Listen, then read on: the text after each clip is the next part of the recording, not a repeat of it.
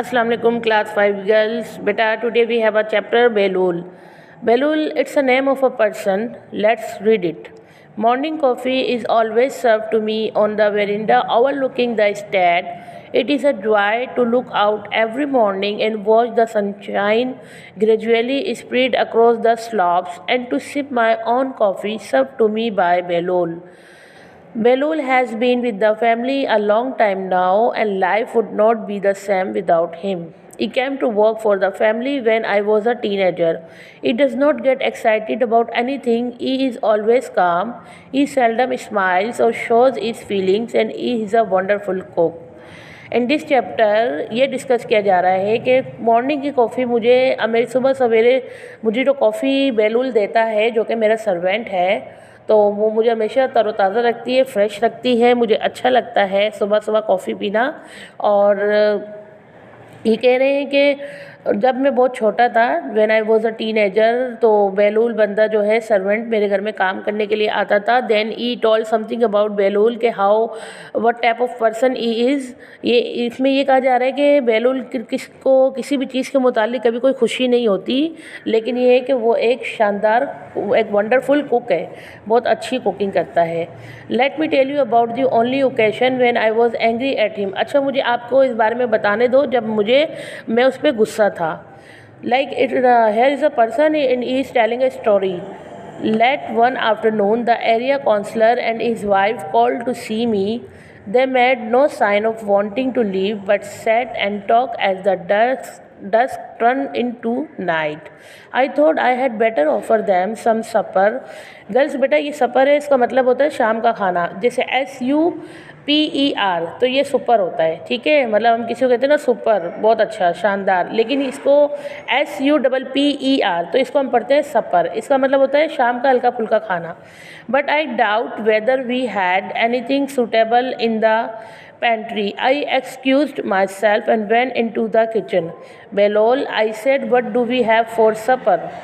Leftover food from lunch, madam, he replied, and then explained further. Tomorrow is market day, no food in the house today, madam. What are we going to give the guest? I asked. Belol stared at me blankly. In the pantry cupboard, I found an old tin without a label. What is this, Belol? I asked. No label, madam. I don't know, came the brief reply. Open it and see. We shall have it for supper, but give some to the chickens first. If they are all right, then we shall know the food has not gone bad. एक दिन ये होता है कि इलाके के counsellor जो है, काउंसलर और उनकी वाइफ इनके घर पे आती है और बैठ के बातें कर रहे होते हैं। तो फिर बातें करते करते पूरा दिन गुजर जाता है, शाम हो जाती है। तो फिर इनकी आंटी आती है बाहर उठ के, मैडम आती है, और जो घर की जो मालकिन होती है वो, और उससे बेलुल से पूछती है कि घर में कुछ खाने के लिए है, इनको देना है। तो वो कहते हैं कि आज तो सब कुछ ख़त्म हो चुका है, घर में कुछ भी खाने के लिए नहीं है, कल मार्केट डे है, मतलब कल मार्केट जाना है और पूरे दिन का सामान लेकर आना है, तो आज तो कुछ भी नहीं है। लेकिन ये है कि मेरे ख्याल से कबर्ड में थोड़ा बहुत कुछ पड़ा हुआ है, मैं देख लेता हूँ, फिर आपको मैं बताऊँगा कि मतलब वो खाने के लायक है या नहीं है।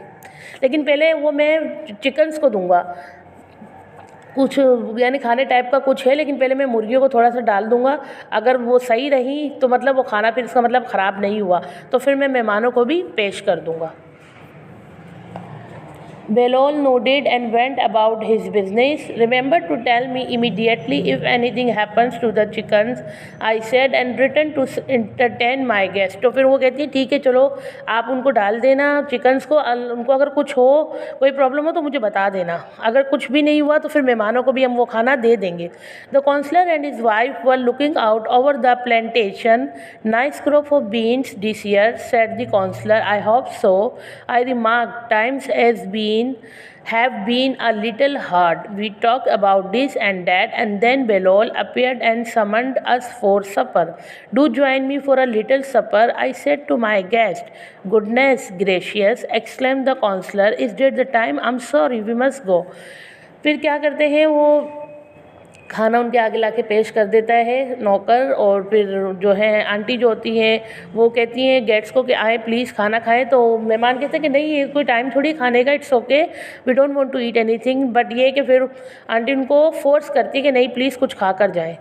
Not at all, I said please have something to eat before you go. तो वो कहती कि नहीं जाने से पहले आप ज़रूर कुछ खा कर जाएँ।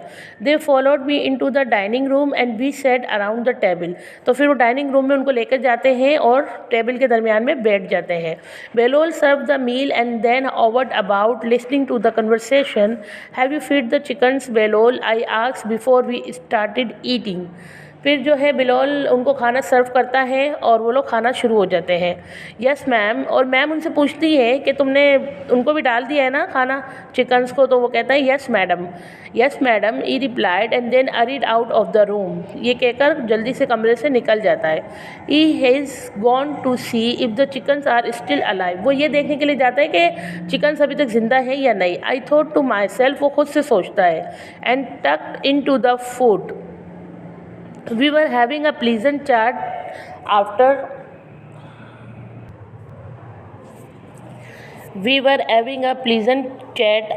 our meal when Belol burst into the room. Madam, the chickens wailed Belol. What's the matter? What about the chickens? I said with some alarm. I looked at the empty plates and stood up, glancing nervously at my guests. Behlol जो है जाता है room में और ma'am ma'am करके चीखता हुआ बाहर आता है। तो सारे गेस्ट वगैरह जो है सब एक दूसरे की तरफ देख रहे होते हैं इतनी हैरानगी से। They are dead madam, cried the cook wringing his hands. Dead? What? All of them? I asked. All of them dead, madam, sobbed Belol and hurried out of the room. I turned to my guest. I am afraid we have a problem. I explained the cook feed some of our food to the chickens and they have all died. I shall have to call for the doctor. I don't know how to put this politely, but may I ask you to please go to the bathroom and be sick? Be sick? Asked the shocked visitors. तो फिर ये बेलूल आके जो उसको बताता है ma'am को, तो फिर मैम सारे मेहमानों से जो है एक्सक्यूज़ करती है, माफ़ी मांगती है और उनको बताती है कि ऐसे ऐसे प्रॉब्लम हो गया है। सो आप लोग एक काम करें, आप सब प्लीज़ मीन के घर जाने से पहले वॉशरूम वगैरह जाएं। और मतलब कुछ इस तरह मसला हो गया था ना, तो खाने में कुछ प्रॉब्लम हो गई थी। तो सारे विजिटर्स जो हैं, जो काउंसलर होता है, उसकी वाइफ होती है, सब उसकी तरफ हैरानगी से देखते हैं। Yes I am terribly sorry, I said please get rid of the food. I don't want you to suffer from food poisoning. तो ये बोलती है कि हाँ मुझे माफ़ कर दें, मैं माफ़ी चाहती हूँ, लेकिन मैं नहीं चाहती कि आप लोग फूड पॉइजनिंग से सफ़र करें। सो मेहरबानी करके वो करें जो मैंने आपको कहा है। Never had they received such a request and never had I given such an advice in all my years. You can imagine the scene well enough. The house became her shambles over the next half an hour. The counselor and his wife looked very green. I was feeling no better. In my head, the room spun round and round. Exhausted, we collapsed into comfortable chairs in the sitting room. We sat wrapped in blankets by the fire, looking into the flames and trying not to think about what had happened. I rose and went to the check on Belol. The poor man had looked so upset. उसके बाद जो है मेहमानों को बहुत गुस्सा आता है, वो बहुत गुस्से से देख रहे होते हैं उनकी तरफ। और फिर जो है इन मैम को भी चक्कर आने लग जाते हैं, पूरा घर गोल गोल घूमने लग जाता है। मतलब ये बोलती है कि क्या हो गया, ऐसा होना नहीं चाहिए था। फिर जाती है कि मैं देखूँ बेलूल को, देखूँ कि वो क्या कर रहा है, वो भी बहुत अपसेट होगा। जाती है तो वो भी बहुत अपसेट बैठा हुआ होता है।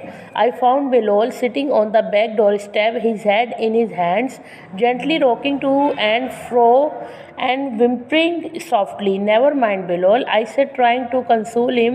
It's not your fault. It couldn't be helped. I'm sure our visitors will be all right.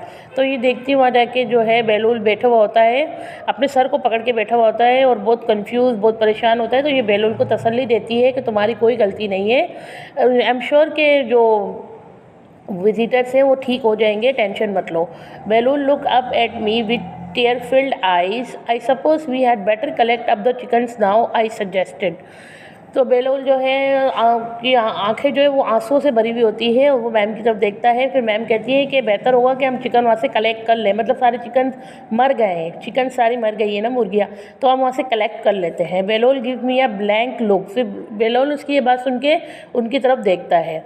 The chickens Belol I explain they should not be left lying around, where are they. वो कहती है हाँ chicken अब वो मर गए तो उनको इसी तरह तो पड़े नहीं रहने देंगे, कहाँ है वो chickens madam? Asks Belol how can we find the chickens? Belol कहता है चिकन्स हम कैसे ढूंढ सकते हैं? Well where did they die I asks, वो पूछती है अच्छा फिर वो कहाँ मर गए? They must be in the backyard somewhere. No no madam said Belol the chickens are not here, I told you they are dead. Ma'am कहती है कि इधर उधर होंगे, देख लो कहीं भी होंगे। तो कहता है नहीं नहीं वो इधर उधर है ही नहीं, मैंने आपको बताया ना कि वो मर गए हैं। Yes Belol I said with some irritation but where are they. Ma'am कहती है हाँ मुझे पता है they are dead but where are they, मर तो गए लेकिन कहाँ है वो? I don't know said Belul, said कहता है मुझे नहीं पता, बेलुल कहता है मुझे नहीं पता।